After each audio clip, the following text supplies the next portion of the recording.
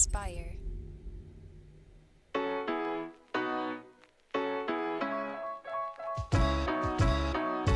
Welcome back to Started Now. I'm your host, Jeff Sarris. This is the show where I talk to entrepreneurs to reveal the unexpected paths to entrepreneurship. Today, my guest is Herbert Lui. Herbert is an entrepreneur. He's a writer. He is a lifelong learner. We dive into a lot of topics on this episode, like quantity versus quality, the value of building your support network, and we dive into Herbert's story and how he tapped into that support network to build his business and build his career. We also dive into some of the books that Herbert is into right now because he is a voracious reader and he has some really great tips on how to not only curate and vet the books that you're reading, but how to use them to best support what you want out of the book.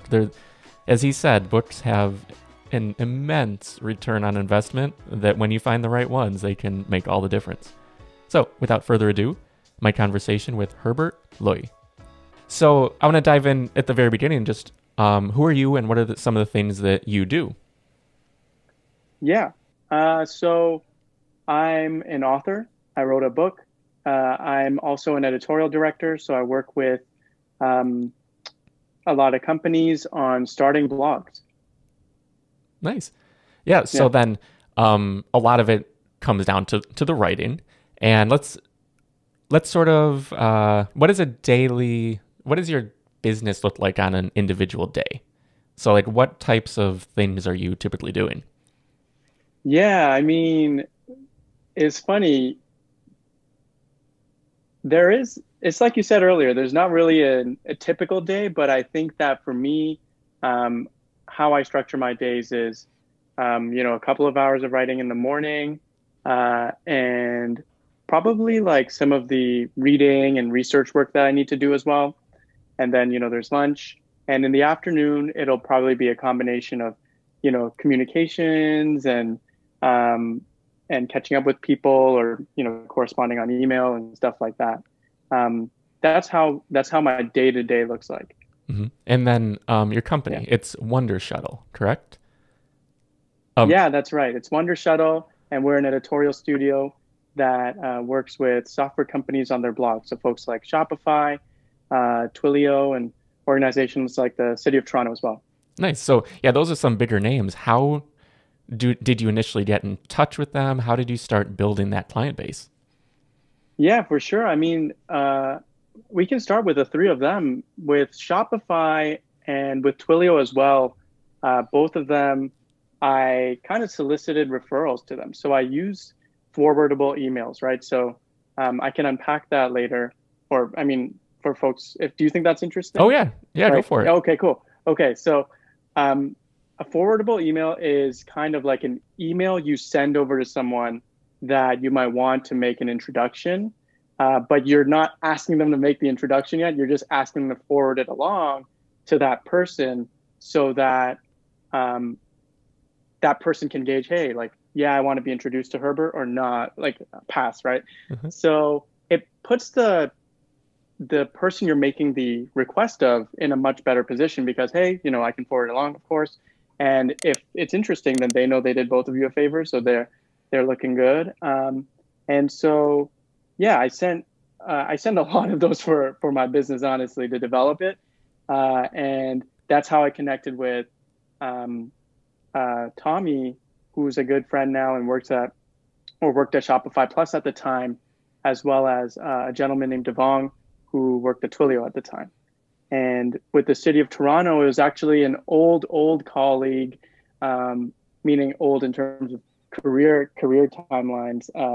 We met each other several years ago, and she happened to be working at the City of Toronto, and timing happened to be right.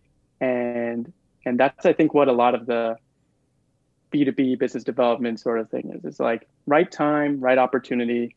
Let's make it happen. Oh yeah, and the right connections too, and not in like a cynical way that it's who you know, not what you know, but in the positive that like life is about our network, our community, the people that we surround ourselves with. So it's very important to build up a network of like-minded individuals who are supporting one another. So when you were reaching out those forwardable emails, how were you selecting the people you were reaching out to? Was it mostly your personal network already? Were they sort of one step removed? How were you approaching that? So everyone who I reach out to, I know already. Mm-hmm. So it's just a matter of how much and like how well I know them. Usually, like I really try to, especially lately, like I've been pickier and pickier with who I reach out to, just because I think, I mean, you kind of touched on it when we talked about like the connections, right? Like I think it's it's just brutal when it's like super transactional. Mm-hmm. And when you're making a request of someone and you don't really know them that well, then it's like, well, like, I don't know if I want to be asking you a favor. But I think for anyone trying this out, it's still worth kind of towing the line and figuring out where your boundary is, right? Like a lot of people end up saying, oh, hey, like, I don't know this person that well. Like that's how it is on LinkedIn. Like everyone kind of adds each other, or maybe Yeah. like from a few years back, none of us knew how to use this thing. Um, but they're like, hey, if there's anyone else I can intro you to, let me know. And a lot of people are really nice like that. And then some people will actually be like, hey, let's catch up, or let's do this, or let's do that. So there, it might be an excuse to like build that relationship directly as well. Mm-hmm. And then for these clients, what type of work are you generally doing? Yeah. So a lot of our work involves uh, the operations and strategy behind starting a blog, which sounds simple enough for like, me and you, like one click, here we go, right? But it's actually kind of complicated in teams because there's a lot of different things you need to consider. First of all, where's the content coming from? Do we build a writing team? Are we getting our internal team to do it? So for example, if we're starting a blog for a company that wants to do more recruiting, like let's say they're trying to recruit more engineers, which is a really hard problem to solve. They're like, oh, we want our engineers to write more. Well, they all have day jobs. So it's like, how do we incentivize them to write more? And can we add some muscle, like, writers who can interview them or whatnot? And also which stories to tell? How do we source the stories? How do we, like, should everyone be able to write, or should we limit it first? And how do we promote? And should we use Medium or Ghost or what? Like, there's a lot of these questions that come into play. And that's just the tip of the iceberg. And so that's what we're on for. Is like, okay, cool. We've done this before. We've been around the block and kind of know the right operational things and strategic things, and also the trade-offs between these things. Like there's not always a right way to do it. So just kind of navigating, hey, like here are your circumstances. Here's like what we'd recommend in this case. Yeah. And then, so there's a lot of strategy that goes into that. I mean, a lot of the planning and building the product that's going to return on their investment. So what is the general promise of the business? When people come in, they're like, I want X. So I want to start a blog for X. So what is your general expectations on the incoming clients? Yeah. I think that so the most important thing is to actually, I think, be ready to start it. Like I think a lot of people generally kind of want to do it. They have the budget, but like it's just a time thing, right? And priority sort of thing. So the best projects, obviously, everyone's ready to do it, and we kind of have our own. I mean, I would like to say we have our own vetting process, but honestly, like you can kind of tell, like it's pretty organic, right? You can tell whether it's in the conversation, in the relationship. Are they even just as simple as like responding emails on time, or like how much involvement does the owner have in the manager, and so on and so forth. So I think that's part of the biggest thing. It's like, okay, like making sure everyone's on board there. And then for us, outside of the strategy, we also offer a kind of like co-writing service. So basically we have a team of writers and editors and researchers, who we're all really good at interviews. And so we just talk to the engineers or whoever's writing the blog, and then like we can take the talking points from there, turn into 1,000 or 1,500 words, and then have them edit it. So we turn this like 10-hour thing down into maybe 2 hours or 3 hours for them. And so I think that's where we can also support with saving time and setting that expectation for people as well. Yeah, I mean that's a huge benefit because it's tough. You mentioned like engineers writing the articles and things. That's not necessarily where their mind space is. So having someone like you come in or a team, actually team wise, how big is the company? How many employees or contractors or whatever do you typically work with? Yeah, so on any given project, we'll have me being the editorial director and an editorial manager. So working, more closely to manage the actual like day-to-day operations of things. And so I used to have someone on full time for that, and now it's just more like by the project. Hmm. And then we'll have maybe I would say depending on the size, usually around like 2 to 3 writers who do a bunch of the heavy lifting. Sometimes the editorial manager also steps in and supports with the more maybe a more complicated idea, or so will I as well. Oh yeah. So before you started this, sort of what is your origin story? Who was Herbert before Wonder Shuttle? Yeah, yeah. So I would say that we could probably start with yeah. So I was I was born in a little suburb outside of Toronto Hmm. called Scarborough. My folks came here from Hong Kong. I was just kind of laughing because I'm like, where should I go with the origin story? And I was just, oh, I'll just go all the way to the beginning. But I'll fast forward, of course. We'll time skip a bunch. And so, we moved around a little bit, but always stayed just outside of Toronto. And when I was probably in the middle of high school, I started blogging because a friend of mine, we were playing basketball, and I was like, oh, what are you up to after we were playing? And he's like, oh, you can make money online blogging. Like, I'm trying to do that. And that's how I really started blogging independently. There was always a kind of a business component to it, I guess, because my parents wouldn't let me get a part-time job. Hmm. And so, fast forward maybe a few years. Or actually, for one second, what was Oh that yeah, first blog? What was the yeah. topic? It's so funny because I was looking at it the other day. I can't remember why, but if you go to, it was called Herb's Blurbs, and I was just writing about technology. I have a cousin who runs a like kind of this like computer peripheral website. So he would review all these hardware accessories and stuff. And before I started my blog, I actually wrote a couple of articles for him, and he would send me these like review samples, and it was his dream because he just got all this stuff without having to pay for it.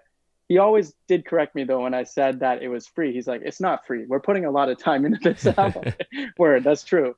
And so I naturally, when I started my blog, I also started writing about tech stuff. So more like software or like interesting things that I saw and more speculative things. And I was really inspired by like TechCrunch and like Engadget and Gizmodo at the time. Hmm. Yeah. Yeah. So now, how does your personal blog evolve into the business today then? Yeah. So blogging, it was so even from the software and infrastructure perspective, I for 99.99% of the time have used WordPress. Uh-huh. Now my Wonder Shuttle site's on Webflow, but a bunch of my other sites are still on WordPress, and that's because I started using WordPress back in the day. And in order to promote your blog or to even like kind of build credibility in the space, like I was like 15 at the time or something. So I would be like guest blogging for a bunch of people. I'd be like, oh, like, what do I even say on my about page? So I want Herbert has appeared in this and that. And I just started guest blogging for people, and I really like that. And that was a large part as well. Like not only the developing the writing side of things. So even the studio started as like me being a freelance writer and trying to work with companies and realizing, oh, like there's a lot of non-writing questions you guys are asking me. But also like there's a component of the promotion side, which was really important. Whether it's for quote unquote, like thought leadership or leading thinking is probably a nicer way of saying that, but also a brand and credibility perspective.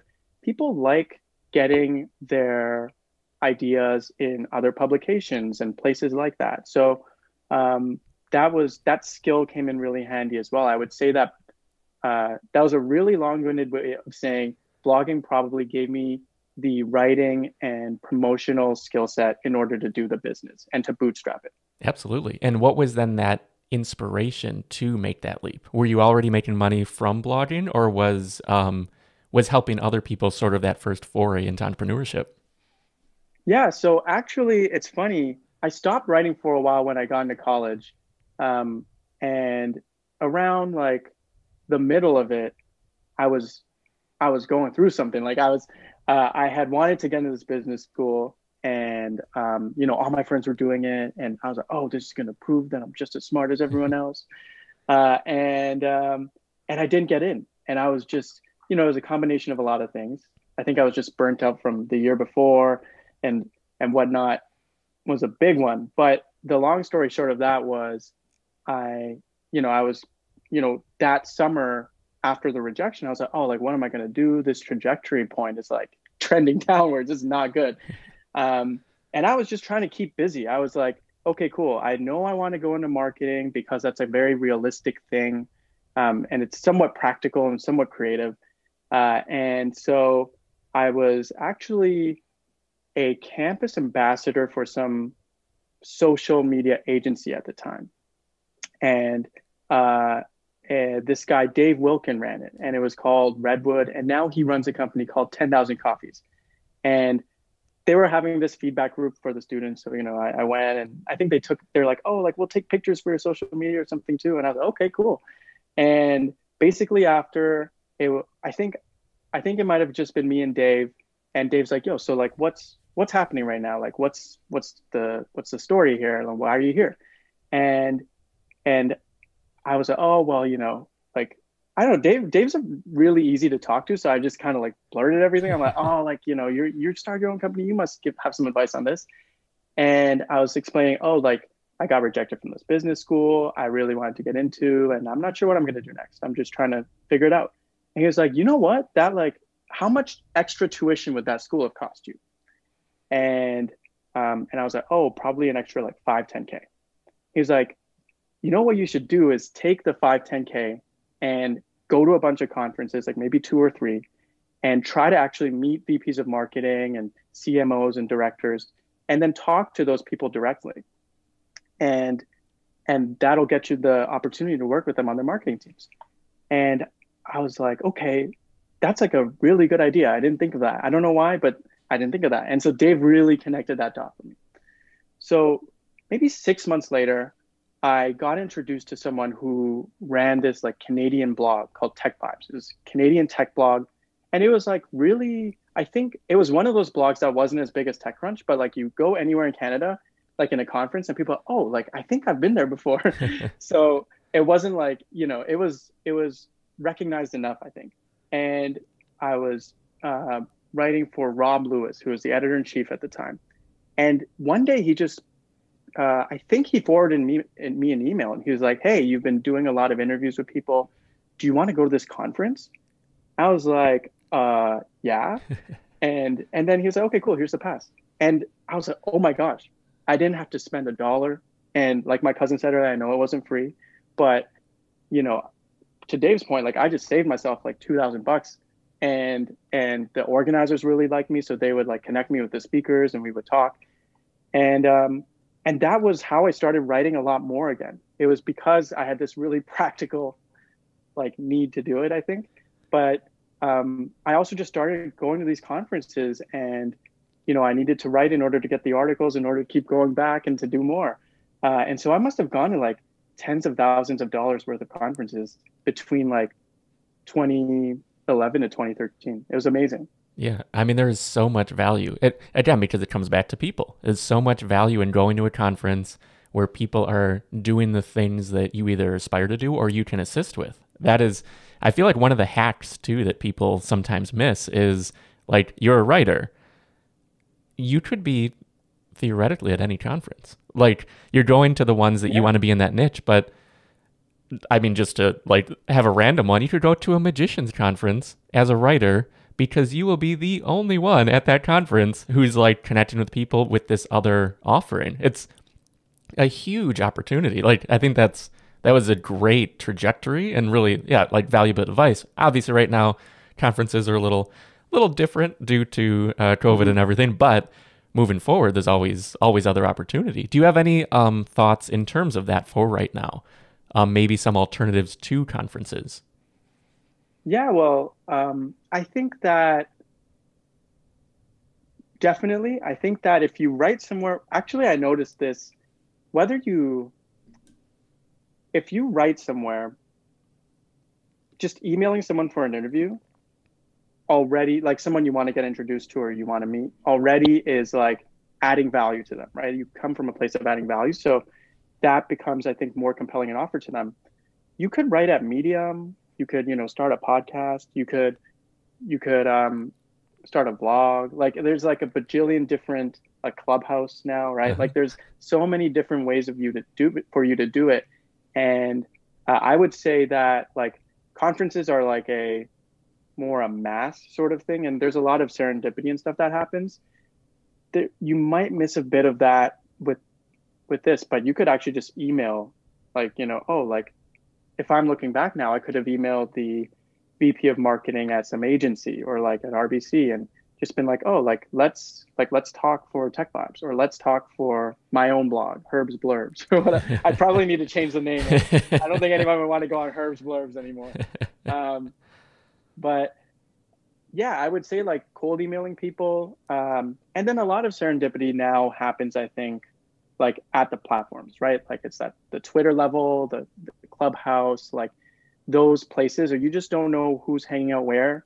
And I think right now we're all kind of, especially Clubhouse, because we're all at home, we probably spend a lot more time on our phones listening in. We have the ability to listen. Jury is out on whether that happens as soon as the lockdowns start lifting and gradually, but I'm sure they'll think of more ways to make that stuff happen. Mm-hmm. Yeah, I mean, there's so much opportunity. It's different, so it might be the scale with which you need to pursue it might be a little different than, say, like a conference and connecting with people one-on-one. But yeah, I think it's a lot of opportunity. So Medium, you mentioned, you've written a lot on there. You've done really well on Medium, and you've also mentioned that you've earned some revenue directly from it. Can you talk a little bit about how that works? Yeah, for sure. So I've been writing at Medium since 2013. So I was at my first job at the time, and I was just like, I had wanted a place to write, and everyone was talking about Medium, and so I just put some text in there and I shipped it, and I think the first post it didn't do that well, but I remembered like the founder of Medium and Twitter, Ev Williams, like hearted it, and it was like not like my best work. I mean, at the time I thought it was really cool, but I was like, wow, this guy is like on here reading, like, okay, cool, like maybe I should keep writing here. And Medium was very different from what it is today at the time. Like it was kind of like what Substack is right now. Like it's very like du jour. Like it was, a lot of founders were on there. A lot of tech people were on there. And so I was working in tech and I was like, oh, like this is a cool place. And the second post I wrote actually ended up doing really well. And so that started that feedback loop. I think at the time, it was kind of like the gold rush of that platform's life at the time. Like, I read this stat where back in 08 or 09, the average YouTube video got like 10,000 views, and now it gets like 89 or something like that. And it was like that for Medium in 2013, where like, you can publish a lot, like you could publish and get a lot of views. And a lot of people got book deals out of that during the time. And so that's why I started writing there. But as with all platforms, it kind of, the views kind of trickled away. And so I was like, okay, well, maybe I spend less time writing here. And the business was actually thriving and needed some more like maintenance and steadying as it grew. And so I was gradually, the habit kind of slipped away for a year or two. I would write more sporadically. And then in 2019, I picked it back up. And I noticed that Medium had launched their partner program like maybe 2 or 3 years ago, but I didn't really opt in. I was like, oh, like, I just didn't have the bandwidth to do it. And August 2019, I wrote my first post for the Medium Partner Program with one of their own publications called Forge.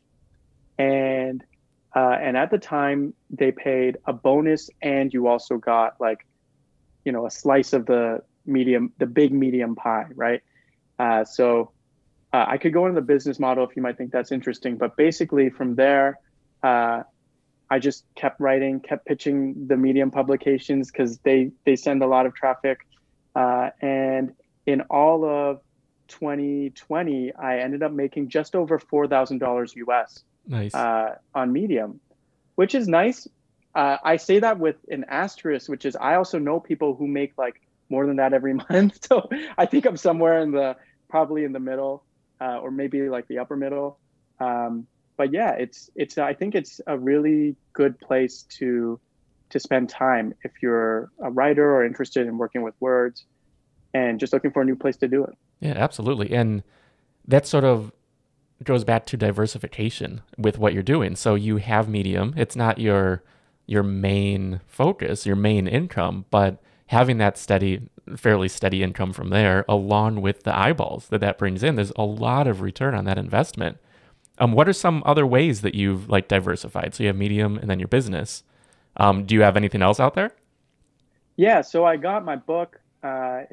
It's called "There Is No Right Way to Do This," and it's a practical guide full of actions, mindsets, and stories to support people who want to improve their creative work. And so I released that, I think like November of last year, and that's out there. And then I think those are the main three. I have like a bunch of other projects that I did in my earlier career where I just wasn't that interested in monetizing, but in hindsight, I actually should have tried. So for example, there's a video series called Prologue where my friends and we just did video interviews with the recording artists that we really liked. So folks like Ty Dolla $ign or like Post Malone or ASAP Ferg were the three most recent ones. And that was a lot of fun. And I mean, it kind of goes back to the interviewing skill set that I developed at Tech Vibes as well. But that was in video. So it was like cool to explore that. And I mean, it's almost a different world to think about now that we're, now that COVID hit. But at the time it was just so, musicians were going on tour all the time. So they would always come to Toronto and, we would just email them or like 5 or 10 people from their team last minute. And like someone would inevitably respond and be like, hey, like, I think publicists really thrive on that last minute kind of like, oh, like this is it. Like you were going to do this anyway. And like, now we can get more out of this. So yeah, you're giving them the value. You're giving the Yeah. publicist what they're looking for. So it's a perfect. Exactly. Yeah. Yeah. And the artist gets a little bit out of it. I mean, we also get a lot out of it. I'd never been backstage before that. So it was like a really cool set of experiences. It was like, we didn't get to ride it out as long as Almost Famous, but we had our Almost Famous moments there, Nice. Yeah. It's funny how many things, like looking back, it's like, oh yeah, that's like a different life ago, but it's part of your journey and what really like got you to where you are. I feel like all of the things, that's why I like to dive in sort of to this origin story, and everything is a winding path for everyone. So it's always an unexpected journey. So I think it's great to dive in. So I wanted to talk about some of the topics you've written about a little bit. Sure. The quantity versus quality one, which that on Medium has done phenomenally well. And I think it's a really valuable thing to drive home. Yeah. So the idea, that article was, I think maybe the 5th or 6th one I published at Medium. And the premise of it is basically we treat quantity and quality like trade-offs, and it doesn't have to be like that. Like sometimes it kind of is. There's a tension for sure. But a lot of times we can actually harness quantity to work in favor of quality. And actually, I think that like a lot of the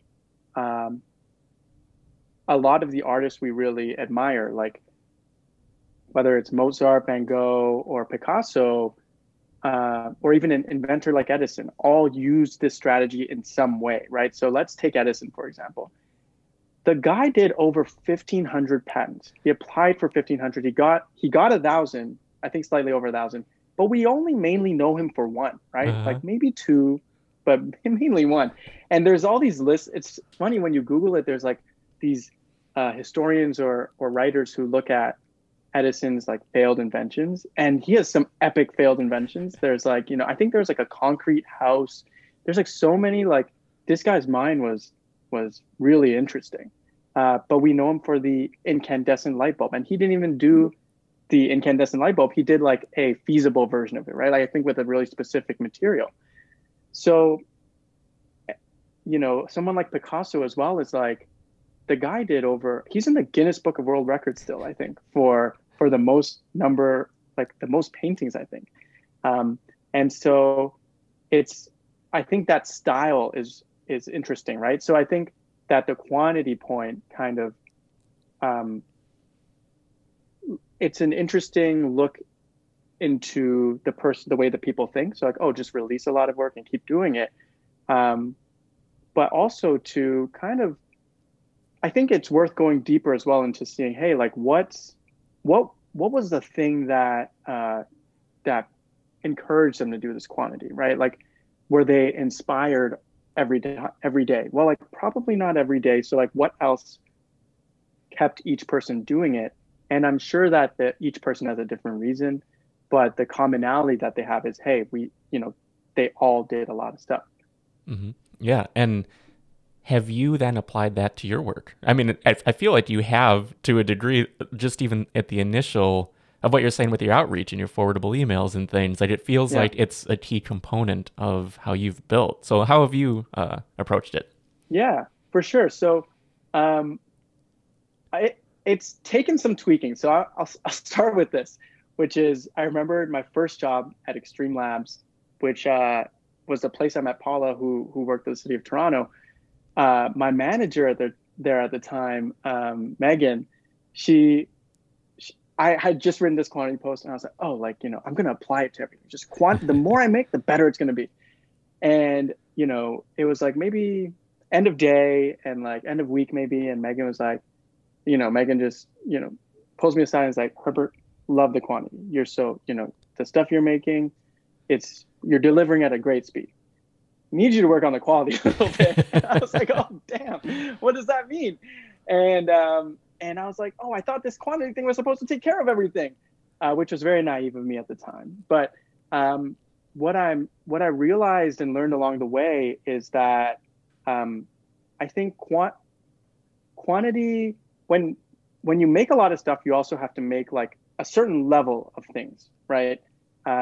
It can't be just all like bad stuff or like stuff you kind of just threw together, or like, even there's musicians who kind of like, just reversed the track and they called it a new song, right? Like you can't just keep doing that. It's got to be acceptable, and it's got to meet, I think, a certain set of criteria. So if we look at it kind of almost like a factory, right? Like a crafts person would do it. Like they don't let the shoe leave the desk until it's like been quality checked and like, oh, like I did it my way. And I think everybody needs their way. And what I was lacking at the time was my way, or the team's way as well. Like we didn't have like a really aggressive editorial style guideline. So, but I should take responsibility for it. I think that what I learned along the way is to develop criteria and to always keep improving that criteria as you step up the quality. So as you step up the quantity. So you're learning and learning and learning and releasing. And it's like, okay, now let's take it all back in. And why did this do well? Why did this not do well? Well, this didn't externally do well. Like it didn't have a lot of page views, but I'm reading it and I really like it. Well, what do I like about it? And what should I keep? So these are the more challenging questions that are worth asking. And that's when quantity kind of gets more aligned to quality, because you're using each release as a way to get feedback into how you can do it better. And it's not always just external, right? Like not just the data side, which is important, but also the inherent thing that you like about it. Like you don't have to make the perfect thing, but it should be trending more and more to where you like. And it helps because as you evolve as a person or as an artist, that quality and criteria might change. Like one of my favorite recording artists or just artists in general is Kanye West. And like you look at his three albums and you listen to them and it's like, oh, like they all sound really good. They're like the first, the second, third, you can see the evolution. So, okay, I like what it is. But the fourth, the fifth, the sixth to the ninth, it's like, I can't even believe it's the same artist who made them. Like they sound completely different. And most artists would probably, I don't know many artists that can pull that off, but he's figured out, hey, here's who I am, but I'm going to work with a bunch of different people every time, but I'm still going to be me. I think like, there's some examples of anti-patterns, but I don't want to get into like, oh, like this person's a worse musician or whatever. So I would just leave it there and say, I think that's how the quality of it evolves. And there's a guy who wrote this book, Dean Keith Simonton, who wrote the Genius Checklist. So in the Genius Checklist, he writes about this idea where like perfect emerges from quantity. When you take that quantity approach, like you allow for perfect to emerge. You're not trying to artificially piece together perfect. And I think that's where a lot of people get stuck, is they see something perfect and they're like, okay, this is amazing. I want to do something like this. That's why I'm going to write. That's why I'm going to become an artist. That's why I'm going to build a business. And it's really hard, especially at the beginning, to do it. And you get blocked and your expectations go up and the execution isn't fast enough to match the rise of the expectations. So that's where I think quantity really comes into play. I'll just say one more thing, which is Simonton's research is absolutely invaluable here. And he's done decades of research looking into the field of historiometrics. And that's just looking at the data behind the artists we consider geniuses now, and looking at their processes and trying to see the correlations. And what he noticed was that productivity and quantity was one of the biggest drivers of quality. I think he phrases it as quality is a probabilistic function of quantity, which just means there's always going to be outliers. Like, oh, one person makes one thing and it's amazing. So maybe like Frank Ocean is an example of that, right? Like very few releases, but they're all great. But then you also have just people who make like a lot of stuff and maybe one of them is great. Like Edison might be an example, right? So I think like his research is super valuable. And that's where I found a lot of the stuff about Picasso and Edison and stuff. Yeah, that reflection is important, because if we want perfection the first time and we're looking at it and trying to be like, oh, this will be the perfect thing, we might never ship. We may never ship. We may never like actually get the thing out there to see if it's even up to like half of our taste. Like Ira Glass. Ira Glass has the quote that like when you start, your taste is really high, but your skills don't match the taste, and you're always chasing that. And I think that's hugely valuable. But to your point too, we do need to really keep that level in mind, because if we're not producing a massive quantity of stuff, or even a quantity of stuff, I don't want to say massive, but if we're producing a quantity of stuff and not later reflecting upon, did this work, or do I still like this thing that I did a month ago, 2 months ago? So like, is this what I want to be doing? Like we need to have that reflection to actually grow. So in terms of the reflection now for you and how you may be approaching sort of quantity, like today, how are you looking at that for your work? Yeah. So one of the things I started doing recently is I started blogging again, like just old school blogging, like no SEO, no whatever, no promo, just blog. And I just wanted to do it for myself again. And I think that that process or that practice I see, hopefully there is some tangible value that comes out of it, but the more important thing is to kind of develop the voice, right? Like I think that, coming from business school and from a marketing perspective, I've always been like, okay, let's go to where the market is. But it's also very important if we're talking about, let's say an idea like personal brands, right? Like we all know it's important to build our personal brands now. I think 90% of the conversation is focused on the brand side, and like 10 is focused on the personal side, when it should probably be the opposite. Like we all need to figure out who we are, think about our experiences, kind of like watch our personalities as they develop too, because everyone changes every day. And to discover, our values, the things we really stand for, and then how to best represent them to the world. And so that's what I see the practice of blogging as, like, 3 times a week, maybe 4 times. And I just also, I really like blogs. Like I still go to Eddie Wong's old like Blogspot blog. He never writes there anymore. So I'm not trying to look for new stuff, but I just really like the way he started his restaurant Bauhaus back in, I think, 2011.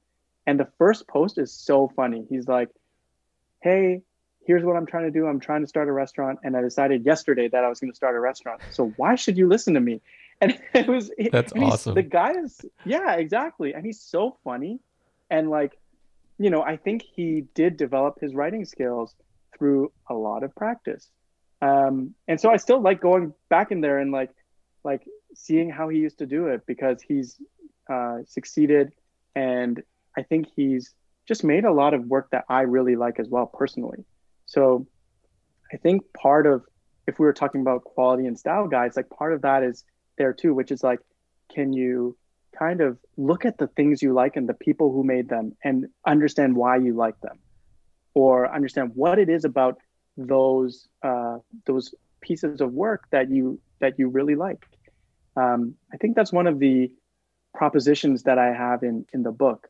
Like I have like a bunch of points in there, which I think that most books would position them as like really authoritative, here's the right way to do things type of advice. And I just said, hey, you know what? Everything in here, you should be able to say yes or no to. So to say this as advice is too much, and it's too certain, quite frankly, right? It may or may not work for you. I really liked, I was just listening to the Daniel Vassallo podcast that you did with him. And he has the same, like, I really like what he said about that same topic. He's like, oh, I try not to, I'm paraphrasing. I don't want to misquote him, but he was saying something along the lines of, oh, I want to speak from my experiences. I don't want to talk too much about things I don't know about, or like, here's the only way to do it. I just want to like talk about what I did and why I think it worked. And I was like, that's amazing. That kind of, I think we all need to kind of free ourselves of this idea that, hey, this is the right thing to do, and I'm going to, pay a bunch of money to learn it, or I'm going to like, once I have it, it's going to be easy street from there. Yeah, I think that is a lot of the problem, because people will put together their course. Like, this is the way to start a business and charge $1,000 for it. And this is what I did 7 years ago. And it's like, well, yeah, that's not the same. Like, once that path is tread once, the path has changed. It's not identical. But I say that with also saying that inspiration, I think, is so underappreciated. Like, going to Eddie Wong's site, you're not reading that to be like, oh, step 1 in 2011 was this. But you're reading it to be like, okay, this is an amazing journey. I feel connected to him, connected to his journey, and I really appreciate what he does. Let me take that feeling and now apply it to what I'm doing. So like, yeah, I think it's really great points that like, we're not trying to outline, I don't want to dive into your story, because I don't want to outline like, oh, do this, email these people, email the publicist for these recording artists. But at the same time, I think it's awesome for people to see that, yeah, this is your winding path to a destination that otherwise could look like a straight line. Yeah, exactly. I think that's really important too, right? Like, we get served all these really like neat stories, sometimes on purpose, sometimes not. And I mean, there's the analogy of social media being more like a highlight reel, and we're seeing our own practice tapes and it just sucks. Like, we see all the parts that suck and we're like, oh, this is terrible. And some of my favorite parts in people's books are like, I mean, that might sound kind of, it's funny. Some of my favorite parts in people's books are definitely like the low points. Like, they're like, oh, I'm in the, I think it was Ryan Holiday who was writing Beginning of Ego is the Enemy. He's like, oh my gosh, like if to say that like everything was smooth would be like to omit so many of the things. I was in the emergency room after having this kind of breakdown or whatever, right? Like, but if you look at his journey, it's like pristine. Like it's like, oh, this guy is just like super good at what he does. But I appreciate the candor into moments like that. Um, and I think I think it's more relatable in that sense, right? I don't think it's necessarily like, oh, like it's nice to know that they also went through shitty moments. I mean, there is some degree of that, I think.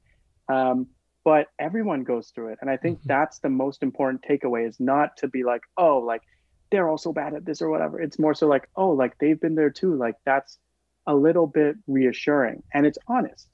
Yeah, definitely. I mean, that is how we connect. Like you said, not focusing enough on the personal side of personal brand. I mean, we connect with other people through shared flaws, through shared Yeah, experience and trials and tribulations. If everything was just that highlight reel, I mean, it's not, the highlights aren't as interesting. Like it's not even a cynical thing or anything like seeing people fail, but that's where the learning happens.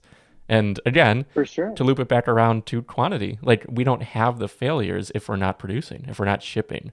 And Right. yeah. So, And mhm.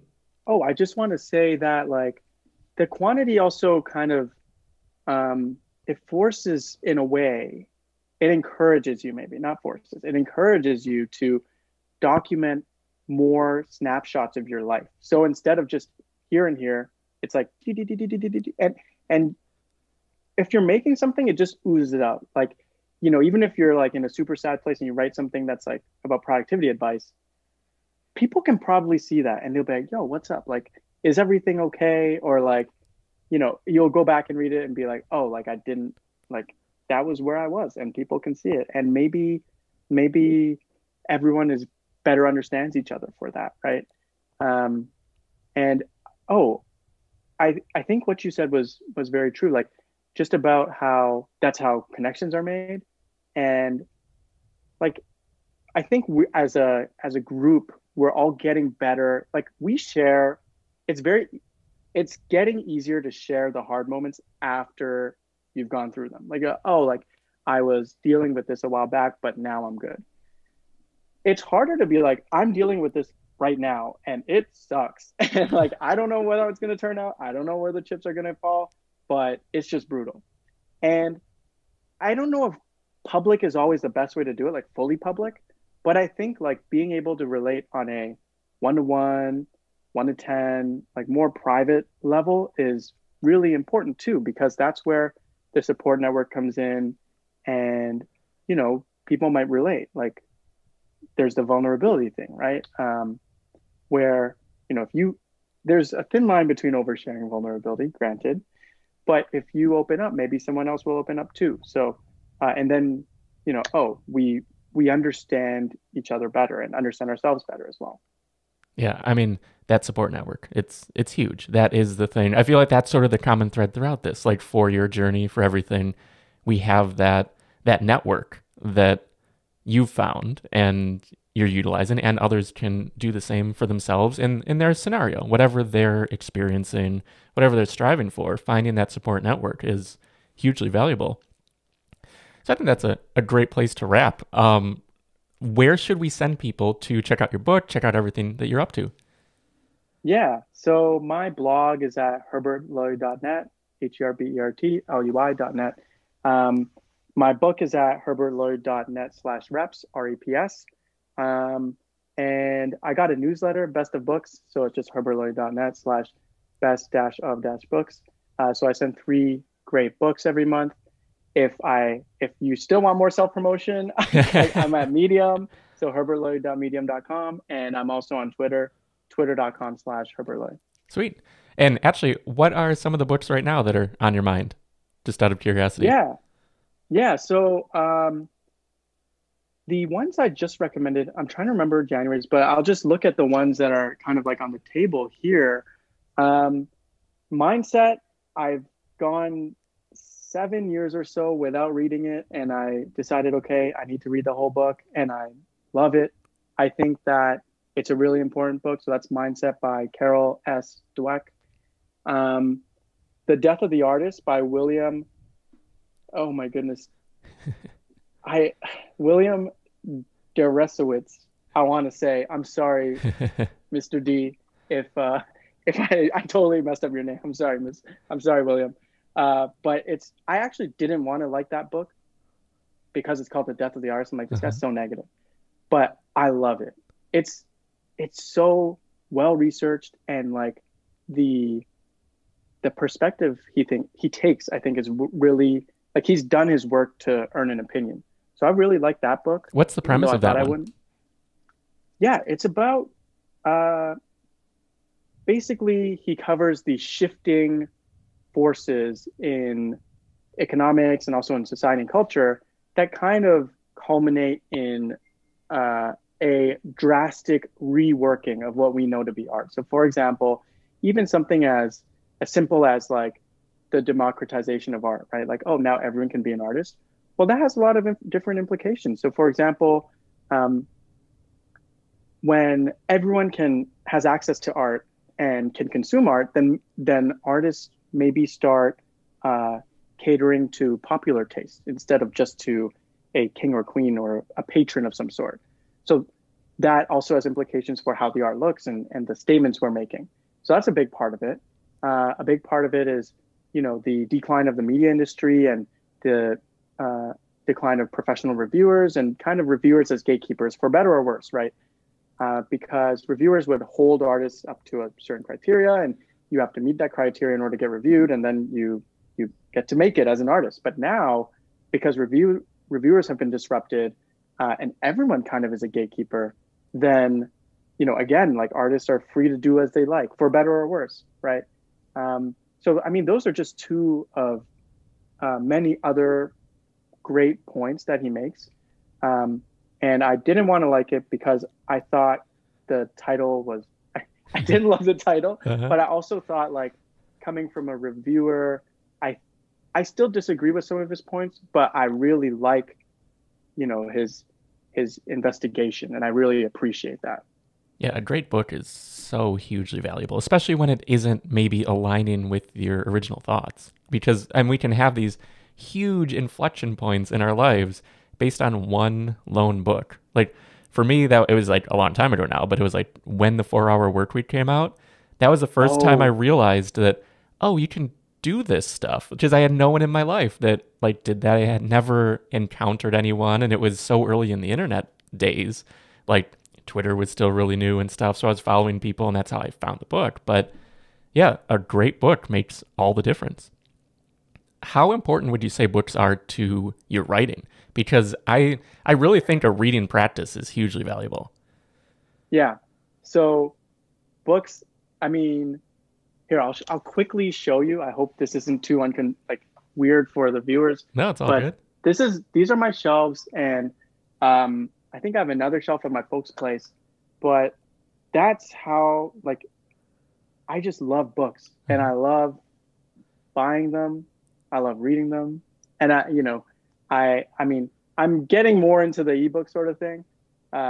More convenient for travel and stuff for sure, and space. But I just think that um, books are unique in the sense that a person has done their best to try to structure a lot of the stuff that they've learned into the best possible way they can for most people's brains to consume and also to be interested by, right? I think that's what a good book should do. Um, and so it's infinitely like, I don't know where I would not probably not be writing if I didn't read so much. And also taking notes on it, and kind of that's part of it as well. It's like I think each book is kind of made up of like just a bunch of other books at the end of the Oh day. yeah. The steal like an artist idea comes to Hmm. mind, right? So Yeah, that's not even there's cynical. I mean, that just is. Everything is a remix of stuff in the past. yeah, exactly. And so it's you're if you're doing that as a writer, I mean, you gotta live and you gotta have some life experience as well. But maybe the books that you read are the answers to the problems that you're facing, and maybe a lot of other people are facing the same problems. And then the book you make will be, as a result, kind of a compilation of all of those books that you've read. The ROI on a book is just so crazy high. Like I think a lot of folks have been saying that it's a bit of a lottery ticket.